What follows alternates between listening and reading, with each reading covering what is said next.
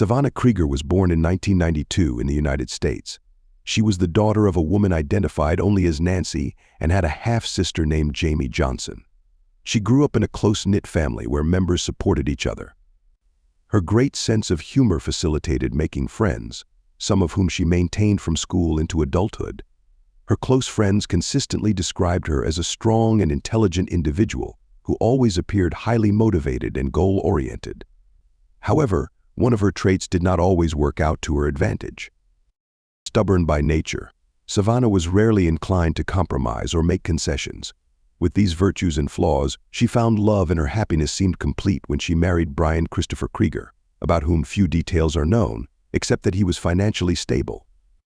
Their early years of marriage appeared to be a continuous honeymoon, but from 2020 onward, problems began to surface between them.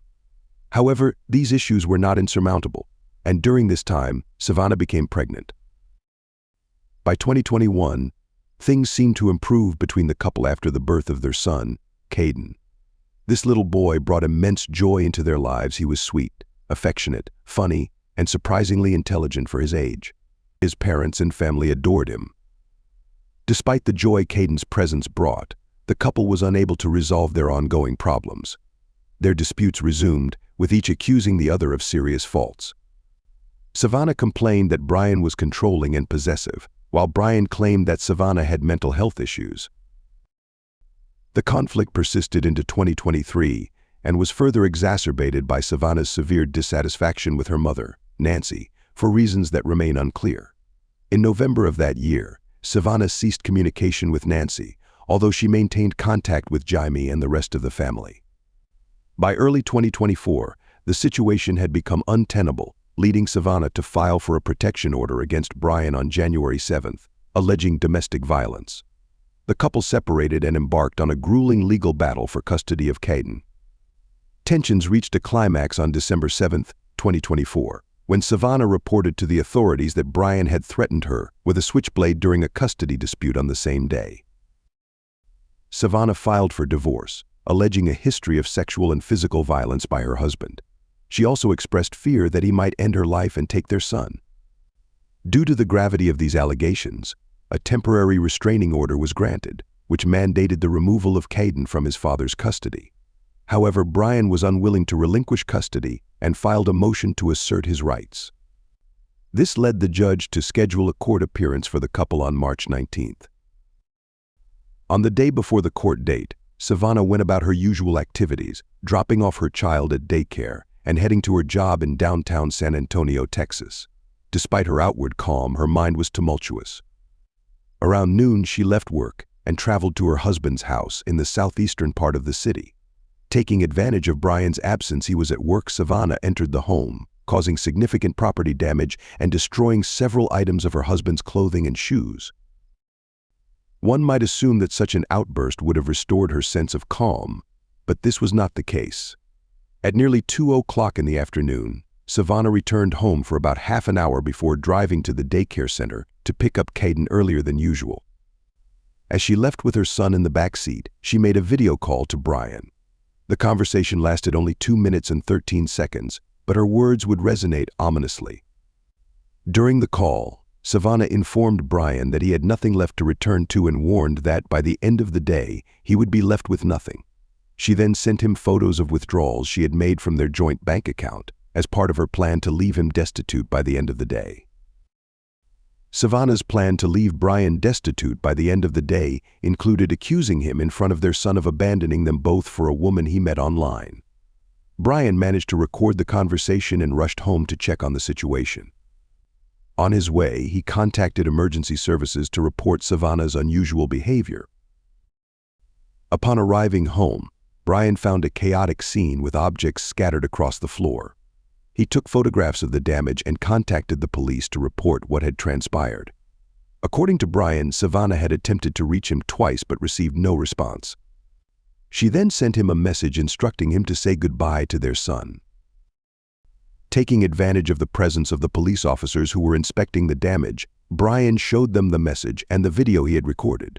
He requested that they search for his wife and son, fearing for the boy's safety. While Brian was speaking with the authorities, he continued trying to contact Savannah without success. He also reached out to family members, who reported they had not heard from her since Sunday. Concerned by her lack of response, which was out of character, her sister Jay called the police to request a welfare check on Savannah's home.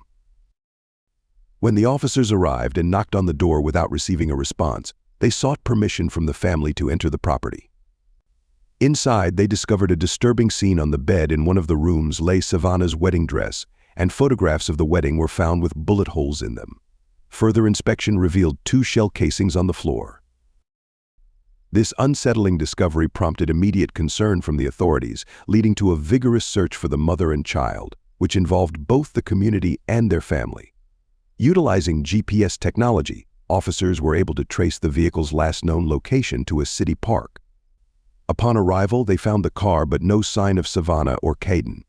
The frantic search continued into the early hours of the morning, with various locations being combed in hopes of finding them and bringing them safely home. In light of the lack of results, the search was temporarily suspended until the morning of March 19th, the day Bry and Savannah were scheduled to appear in court to discuss custody arrangements. On that day, the sheriff's office resumed its search efforts and issued an Amber Alert for the missing Caden. The alert provided a description of both mother and child based on a video taken on the 18th outside the daycare center.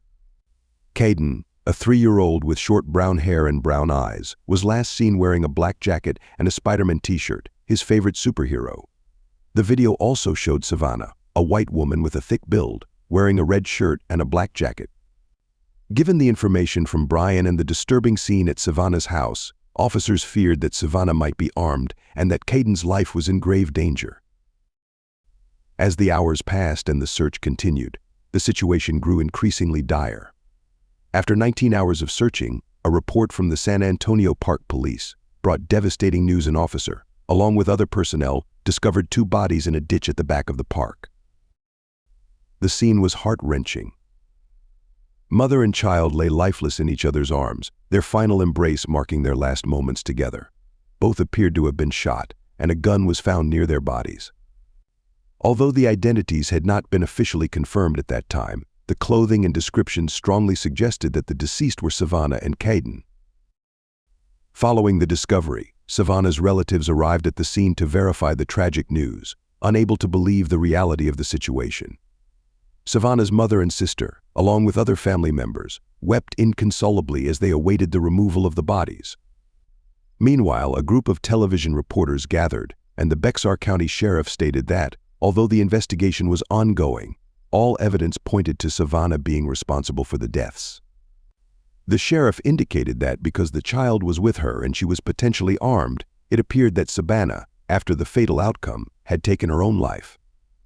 While the exact motives remained unclear, it was suggested that the incident might be related to the legal disputes between Savannah and Brian over custody of their son. The bodies were transported to the morgue for an autopsy to determine the precise cause of death. The police collected the weapon, shell casings, and Savannah's cell phone from the scene for analysis. While awaiting the results, family and friends of Savannah and Caden organized a vigil at the park where the bodies were found. Nearly 100 people gathered to pay their respects, creating a memorial with balloons and stuffed animals. In the wake of the tragedy, it was reported that Savannah had made a drastic decision, a claim that was hard for many to accept. Savannah was known as a devoted mother, and Caden was her entire world. On social media, there was speculation that Savannah might have felt unsupported. However, Jamie refuted these claims, asserting that Savannah had always relied on her family. Jamie recalled a conversation from the previous Sunday in which Savannah had shared her future plans. Nevertheless, in the weeks leading up to the tragedy, Savannah confided in one of her closest friends about feeling that time was running out. This friend described Savannah as appearing desperate. For her part, Savannah's mother, Nancy, insisted that her daughter was not the monster portrayed by the media, emphasizing that Savannah loved Caden above all else. Although Nancy admitted their relationship had been strained and they had not been in contact since November 2023, she firmly believed that Savannah was incapable of harming her son. Nancy called for a thorough investigation into the case. On March 22nd, the Bexar County Medical Examiner's Office released the preliminary autopsy results, confirming that both mother and child had died from gunshot wounds to the head.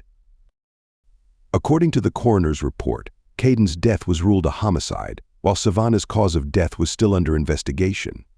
However, the police were convinced of Savannah's responsibility for the tragic events. Ballistics analysis later confirmed that the shell casings found at Savannah's home matched those found at the crime scene, and they were consistent with the caliber of the weapon discovered near the bodies. Savannah's involvement in the tragedy was clear to the police, and this was further corroborated when the coroner concluded that Savannah had taken her own life after shooting her son. Despite these official findings, Savannah's close family and friends struggled to accept the reality of the situation. One of her high school classmates described her as a strong and intelligent woman incapable of committing such a heinous act. A relative, Adam Fielding, created a GoFundMe account to contest the official reports and to prove that both deaths resulted from a criminal act rather than suicide. He pledged to fight for evidence that would show a third party was responsible for their deaths. Adam emphasized that those who knew Savannah were aware of her excitement about starting a new life with her son. In contrast, Bry presented a radically different perspective, claiming that Savannah had previously threatened to end both their lives. He expressed frustration that, despite informing a judge about these threats, no action was taken to prevent the tragedy. The man assured that Savannah had hidden her mental health issues for years from everyone, including her closest family members, and had not sought professional help to overcome her traumas. She did not show signs that something was wrong until it was too late. The grieving father also recalled that the last time he saw his son was on March 7th at the police station, where he was crying because he did not want to give him up, and his visitation had been suspended. Based on his experience, he pointed out the need for more consideration for fathers in the family court system, which was often biased in favor of mothers and believed everything they said. In his view, mothers were capable of doing the worst to get back at fathers, as was the case with his wife, whose only objective was to hurt him and take away what he loved most, little Caden. For Brian, the justice system had failed his son, as he said that the judge who ordered the child to be with his mother did not do so with the child's safety in mind, as should have been expected. Brian's statements were dismissed by those close to Savannah, who insisted that she had never attempted to end her life. As the controversy over the facts continued, the sheriff held a press conference on May 2nd, a little over a month after the tragic outcome. That day, he revealed the shocking findings obtained from analyzing Savannah's cell phone. During the analysis, they found a chilling 21-second video that sent shivers down anyone's spine. According to the official account, Savannah had started recording a video in which Caden said goodbye to his father. Both were found in the drainage ditch of the park, where they had been discovered later. At this point, after the little boy had said goodbye to his father, Savannah apologized to Caden because his dad wasn't there. She then kissed him on the forehead and took the fatal step. The dramatic story did not end there. After recording the video, Savannah's cell phone browsing history revealed searches for children's content and cartoons, likely to distract the child while the fatal outcome unfolded. The sheriff stated that, although the video was not graphic in nature, the analysis led to the only possible conclusion that Savannah had fired her weapon at Caden and, after committing the crime, took her own life. This was the last update on the case, which proved to be deeply tragic and disturbing, leaving many questions unanswered. The police could not elucidate the motives that led this mother to such a terrible act. Domestic violence experts suggested that if Savannah ended her son's life and then attempted to take her own, it was likely in a moment of extreme desperation. This desperation might have stemmed from feeling helpless against a system perceived as unsupportive of women experiencing intimate partner violence, making it difficult to secure a protection order. Savannah and Caden's story is a heartbreaking reminder of the complexities and challenges many families face, and the importance of paying attention to the silent struggles of those around us and seeking help in time. Despite the evidence and the authorities' conclusions, their loved ones continued to cling to the hope that the truth was different. It is heart-wrenching to acknowledge that amid personal conflicts, the most vulnerable children often endure the gravest consequences. And now, dear audience, we reach the end of another episode. What are your thoughts on today's case? We would greatly appreciate reading your comments, as your perspectives on these cases are incredibly important to us. Please remember to express your thoughts with the utmost respect for both the victims and fellow viewers, as well as for us who will be reading them. Before you go, don't forget to leave a like and subscribe if you haven't already. Also, share this video with anyone who might be interested. Until the next investigation, goodbye.